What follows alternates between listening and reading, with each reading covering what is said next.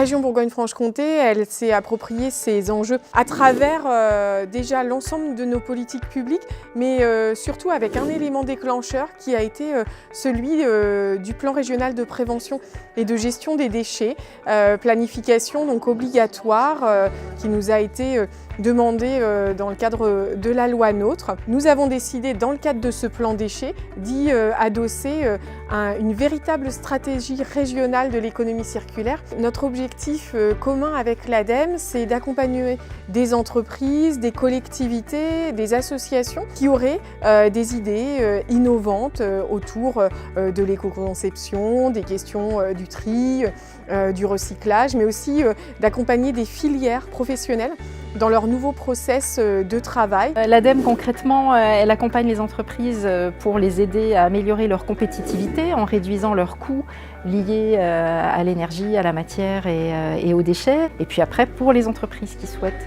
développer de nouveaux produits, de nouvelles offres sur les différents champs de l'économie circulaire, là aussi on peut accompagner en partenariat avec la région à travers un appel à projet qui a été lancé en 2018 et qui va être renouvelé sur l'année 2019. L'engagement du Cyber sur les déchets des professionnels, ça tient aussi au fait qu'il y a des enjeux énormes en termes de production de déchets.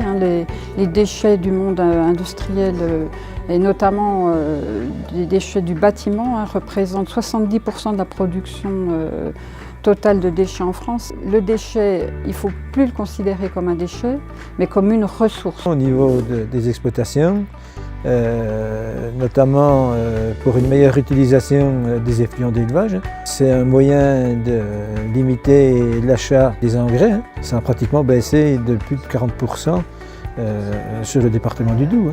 Alors l'ADEME a mené au niveau national une enquête auprès de 10 entreprises qui se sont engagées dans l'éco-conception. Clairement, ce qui ressort, c'est que pour l'entreprise, ça peut être une réduction de la facture. C'est aussi une question d'image, c'est une question de positionnement sur de nouveaux marchés. Souvent, l'effet induit de ces démarches qui sont transversales dans une entreprise, c'est aussi la mobilisation des salariés, l'implication. Et ça nous permet au niveau de l'agriculture d'expliquer ce qu'on fait. Il y a quand même beaucoup de choses qui sont prises en charge et puis qui vont évoluer dans les années qui viennent.